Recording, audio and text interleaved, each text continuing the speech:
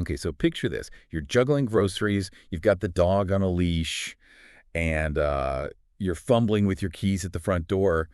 But wait, the keys aren't working. Maybe the lock's jammed, or worse, you're locked out. Oh, we've all been there. Right. It's the worst. Yeah. But, it got me thinking about how much the world of locks and keys is changing, especially with all the tech we have now. Absolutely. What we think of as a simple everyday annoyance, like being locked out, it actually highlights a much bigger shift that's happening. Locksmithing is moving way beyond just metal and mechanisms. It's becoming intertwined with digital security, software, even artificial intelligence. Right. It's like the locksmith of the future might need, like, a computer science degree or something. We're going deep on that today. We've got a whole stack of articles and reports here about the future of locksmithing, looking ahead to 2025 and beyond. Smart locks, cybersecurity, even eco-friendly locks, you name it, we've got it covered. So, are you ready to unlock some serious knowledge here? Let's do it. What I find fascinating is how we're seeing this merging of the physical and digital worlds, even in something as traditional as locksmithing. And this has huge implications, not just for the locksmiths themselves, but for anyone who uses locks, which is, well, pretty much all of us. Exactly. And all our sources point to this one big idea. Yeah. The traditional image of a locksmith, the one with the big ring of keys, it's getting a serious upgrade. Oh, yeah. What kind of skills are we talking about here that locksmiths are going to need in this new landscape? Well, by 2025, think cybersecurity, data analytics, even understanding things like biometric scanners. It's not just about knowing how to pick a lock anymore. It's about understanding how to integrate physical security with these complex digital ecosystems. So are you saying that instead of just getting you back into your house after you've lost your keys, locksmiths could be setting up your whole facial recognition entry system, making sure your smart lock can't be hacked? Basically becoming like, I don't know, tech security gurus. Exactly, and this is where it gets really interesting. We're moving from a reactive approach to security fixing problems after they happen to a more proactive approach, anticipating and preventing those problems with technology. Okay, now that is seriously cool.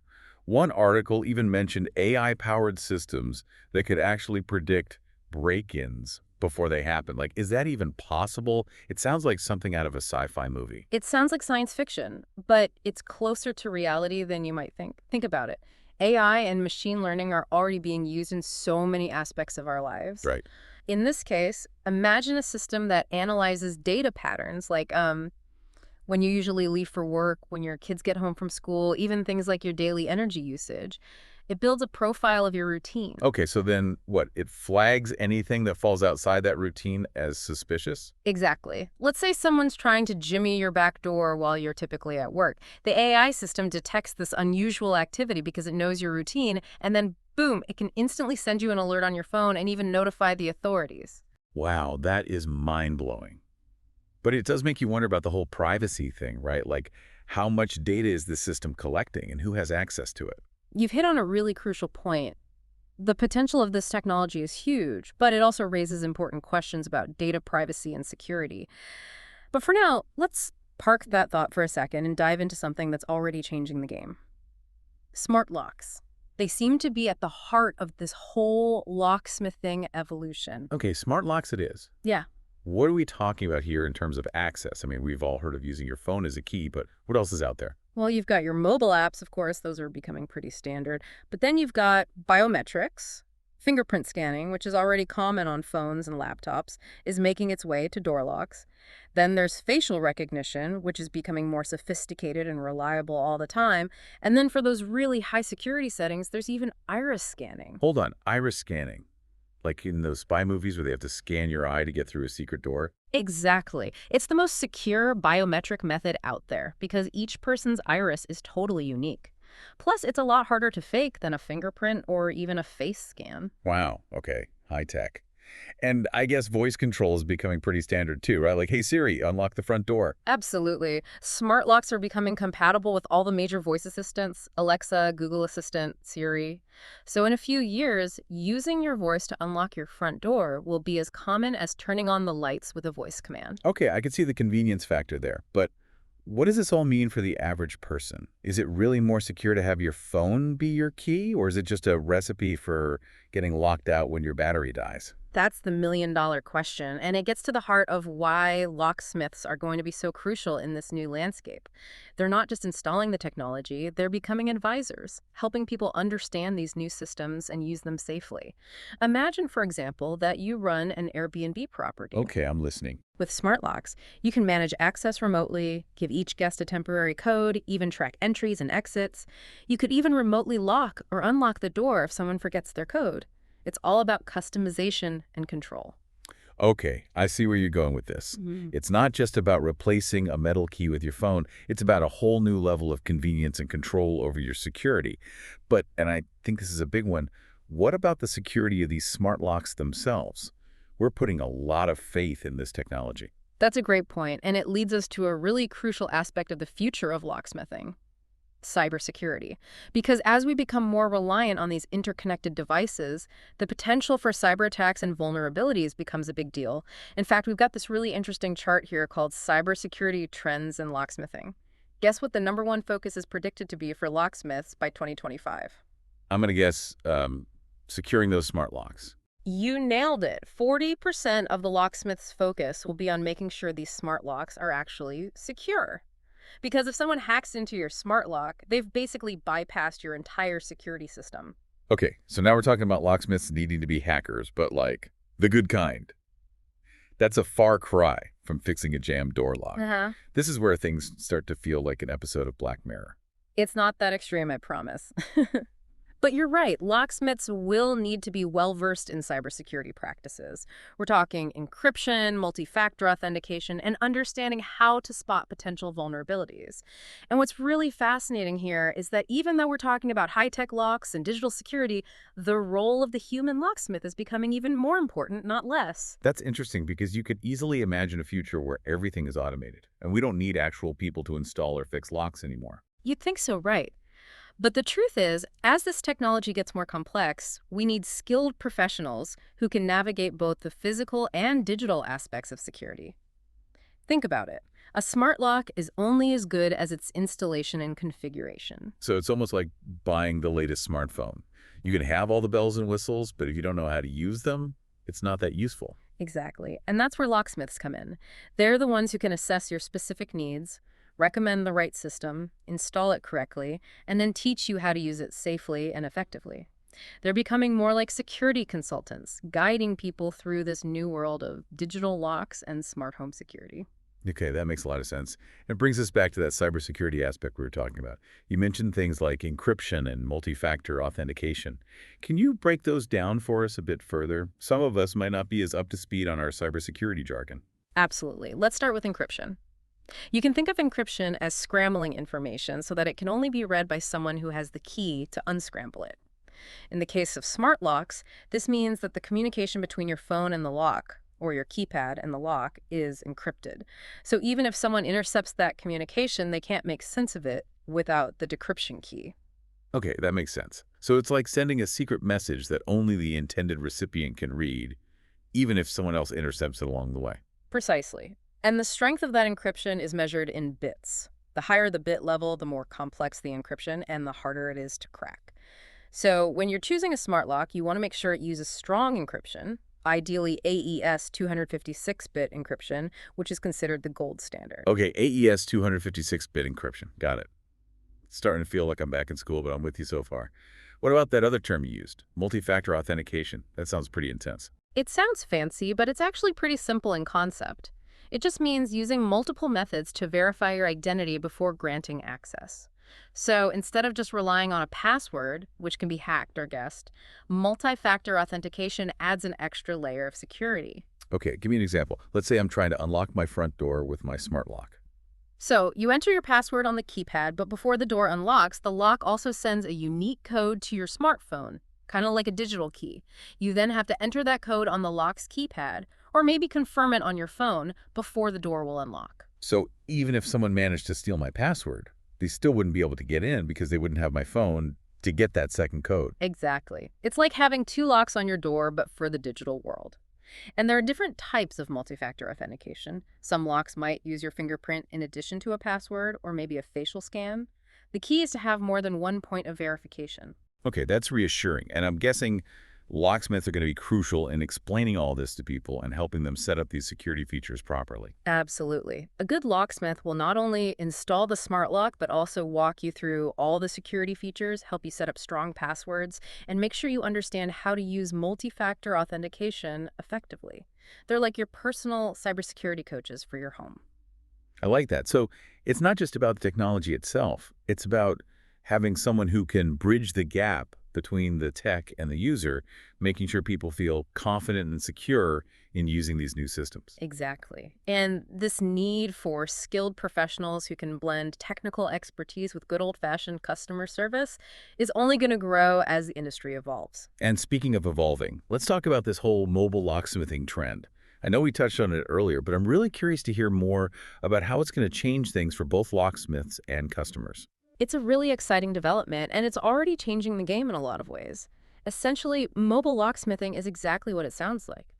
Instead of having a traditional brick-and-mortar storefront, locksmiths operate out of mobile workshops, usually vans equipped with all the tools and technology they need to handle a wide range of jobs on site. So it's like having a locksmith on call who can come to you, whether you're locked out of your house, need new car keys programmed, or want to upgrade your home security system. Exactly. And the beauty of it is that it offers a level of convenience and flexibility that simply wasn't possible before. Imagine you're stranded in a parking lot because you've lost your car keys. In the past, you'd probably have to get your car towed to a dealership, which is a huge hassle and can be really expensive. But with a mobile locksmith, they can come to you, cut and program new keys on the spot, and get you back on the road in no time. That's amazing. So it's not just about residential services. It applies to automotive locksmithing as well. Absolutely. Mobile locksmiths can handle a wide range of automotive needs, from key cutting and programming to ignition repair and even transponder key replacement. They basically become your one-stop shop for anything lock-related, no matter where you are. Okay, this is blowing my mind. So we're not just talking about a guy with a ring of keys and a lock-picking kit showing up in a beat-up old van. What kind of technology are these mobile locksmiths going to be equipped with? Well, their vans are essentially mini workshops on wheels. They'll have things like high-tech key-cutting machines that can duplicate both traditional keys and those fancy electronic keys with transponder chips. They'll have sophisticated software that allows them to program keys for a wide range of car makes and models. And they'll have all the tools and equipment needed to install and service smart locks and other advanced security systems. It sounds like they'll need a degree in engineering just to operate all that equipment. But seriously, this level of sophistication is pretty impressive. It seems like mobile locksmithing is pushing the boundaries of what's possible in the industry. It absolutely is. And one of the most significant advantages of mobile locksmithing, especially in our increasingly connected world, is the ability to offer 247 emergency services. You know, we've been talking about all this cutting-edge technology, the cybersecurity, mobile workshops. It's a lot. It is. But there's this whole other side to this locksmithing evolution that I think is interesting, and that's the sustainability angle. Absolutely. It's not just about making our locks smarter and more secure. It's about doing it in a way that's environmentally responsible. Right, because what good is a super secure home if we're like destroying the planet in the process, right? Right. So how does sustainability actually play out in the world of locksmithing? Well, it starts with the materials used to make the locks themselves. Think about it. Traditional locks, they're mostly metal, and mining and processing those metals, it takes a toll on the environment. Okay, yeah, that makes sense. So what are we talking about, like locks made out of bamboo or something? Maybe not bamboo, but there are some fascinating alternatives emerging. One approach is to use more sustainable metals. For example, recycled steel and aluminum, they require far less energy to produce than their virgin counterparts, and they perform just as well. So it's about reducing the overall carbon footprint of the manufacturing process. Exactly. And it goes beyond just the type of metal. Some companies are experimenting with bio-based materials like plant-based polymers for certain lock components. These materials are renewable and biodegradable, so they have a much smaller environmental impact over their life cycle. Wow, that's pretty amazing. It's like those plant-based burger patties. Who knew you could do something similar with locks? But let's be real, a lot of people probably think, sustainable materials, that must mean a hefty price tag. That's a common misconception. While it's true that some sustainable materials might cost a bit more upfront, the long-term benefits often outweigh the initial cost. Okay, how so? Take, for example, those energy-efficient smart locks we discussed earlier. They might cost a bit more upfront, but they use significantly less energy than traditional locks or older smart lock models. Because they're not constantly drawing power. Exactly. They're designed to minimize energy consumption, whether through low-energy Bluetooth, solar-powered options, or features like sleep mode that kick in when the lock isn't in use. This translates to lower electricity bills for you and less strain on the power grid overall. So you're saving money and reducing your carbon footprint at the same time. That's a win-win. Mhm. But what about the lifespan of these sustainable locks? I mean, if they need to be replaced more often, that kind of defeats the purpose, doesn't it? That's another valid concern, but manufacturers are ahead of the game on this one.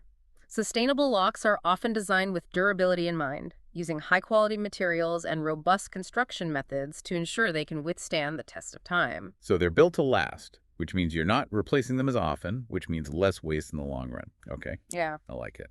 Precisely. It's about shifting from a throwaway culture to a more circular economy where products are designed for longevity and recyclability. And what about when these locks do eventually reach the end of their lifespan? What happens then?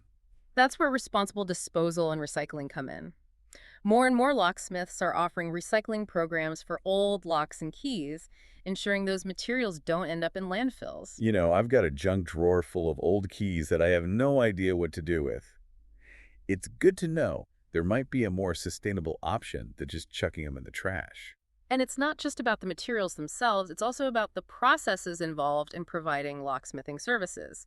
We talked about mobile locksmithing earlier, and this is another area where sustainability is key. Because all that driving around can't be great for the environment, right? Exactly. But many locksmiths are adopting greener practices. For starters, they're transitioning to electric or hybrid vehicles for their mobile workshops, significantly reducing their carbon emissions. Okay, that makes a lot of sense, especially with gas prices being what they are these days. Right. And it's not just about the vehicles themselves. Many locksmiths are also using route optimization software, which analyzes traffic patterns and maps out the most efficient routes, minimizing mileage and reducing fuel consumption. So they're using technology to be smarter and more eco-friendly at the same time. That's fantastic. Exactly. It's about finding those innovative solutions that benefit everyone, the environment, the business, and the customer. Well, I have to say, this whole conversation has really opened my eyes to the evolving world of locksmithing. It's not just about keys and locks anymore. It's about technology, security, and even sustainability. It's a truly fascinating field, and it's only going to get more interesting as technology advances and consumer demands change. I think it's safe to say that the future of locksmithing is looking pretty bright and maybe even a little bit green. I couldn't agree more. Well, on that note, I think we've successfully unlocked all the key insights for today's deep dive. Indeed, we have. To all our listeners, we hope this episode has left you feeling informed, intrigued, and maybe even a little inspired to think differently about the locks and keys that surround us every day. And who knows, maybe some of you will be inspired to explore a career in this dynamic and evolving field. There's never been a more exciting time to be a locksmith. Until next time, stay curious, stay secure, and thanks for joining us on The Deep Dive.